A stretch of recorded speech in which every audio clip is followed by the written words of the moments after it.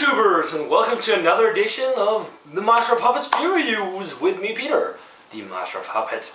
Yeah, as you see, I'm in a new location today. It's just a small sitting area of our house. Let me know if you like this, or if you don't. I like to hear some comments on it, because I could start doing some reviews here as well, just to change up the locations a bit instead of just kitchen and naming room.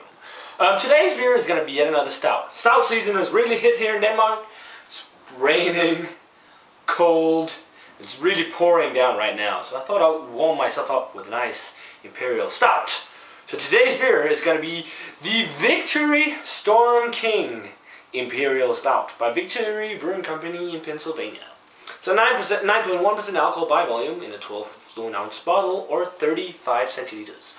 And I've heard it should be pretty good. I like the label on here. That's pretty cool looking. And so far what I've had from Victory has been pretty darn good.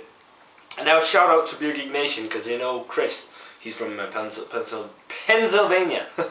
Yeah, says here on the bottle, emerging from the deepest shades of darkness, a rolling crescendo of flavors burst forth from this robust stout. The thundering hoppy appeal of Storm King subsides into the mellow subtleties of roasted malt, exhibiting an espresso-like depth of character in its finish. An exquisite blend of imported malts and whole flower American hops merge harmoniously in this complex ale. Discover the dark intrigue of Storm King as it reveals the rich, substantial flavors that it holds within. Cheers, Bill and Ron, the brewmasters of Victory.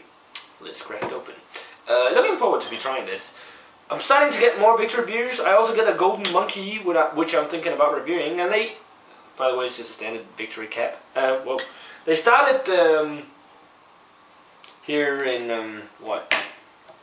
Yeah, this sort of Halloween type of season, mixing beers, called them like Frankenstein type beers or something like that. I don't remember completely. Glass I'm using is the Fuller's Snifter, but it's where they blend their beers and serve it on tap, and then there's recipes for trying to do it at home. For example, there's the Silverback, which is half a bottle of Storm King and half a bottle of Golden Monkey. And there's also half a bottle of, what was it? The Prima Pils and Hop Devil, called Half and Half, Victory Half and Half. And one more with this, I think the Storm King and the Hop Devil as well. I do not remember the name though, like Black or Dark Devil or something. But it would be cool to try that sometime. But yeah, it is black as night, as Beer Geek Nation also says, always, almost. Pretty dark looking beer we've got here. No not light really coming through, it's black. Head is nice and frothy looking, big nice head. Looks quite creamy, like an espresso tan type of color. This looks like a pretty traditional Imperial Stout. So let's check out the aroma. Okay, first thing I noticed in here is some chocolatey notes, but then also some hops. It's actually fairly hoppy for an Imperial Stout. No alcohol. Definitely also the roasted malt and the espresso-like coffee quality they spoke of. Smells like when you put cream in your coffee, that mixed with the chocolate actually, I think. Smells really nice, and the head just gives a lot of aroma. This is not a definite, like piney hops or citrusy hops, it's just an overall impression of hops. Maybe some slight dark fruit as well. Smells like a really nice Imperial Stout, so let's give it a taste.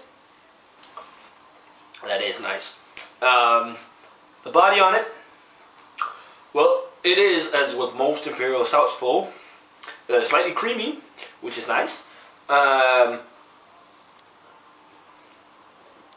First flavor impression you get is definitely that blend of the roasted malt, the hops, and then in the back you get like a really roasted note, like espresso type of coffee note. The chocolatey, milk chocolatey type of aroma isn't really in the taste as much. It's more, there is a slight amount of chocolate, but not as much as in the aroma.